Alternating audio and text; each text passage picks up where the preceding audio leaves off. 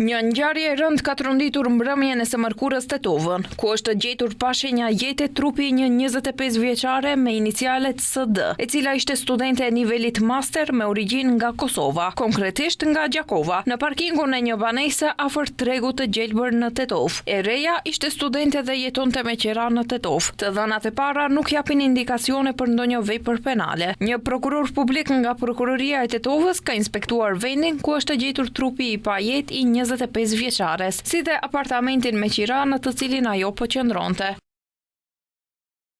Po ndërmerren të gjitha veprimet për të hetuar shkaqet e vdekjes me kontrolle të hollësishme dhe mendime ekspertësh në vendin e ngjarjes. Megjithse gjetjet fillestare dhe gjurmët në vendin e ngjarjes nuk tregojnë se vdekja ka qenë pasojë e një krimi. Është urdhëruar një autopsi dhe do të merren në pyetje disa persona. Nga ana tjetër, Ambasada e Republikës së Kosovës në Shkup ka njoftuar se ka vendosur kontakte me autoritetet policore për të ndjekur nga afër zhvillimet përshtetase në saj.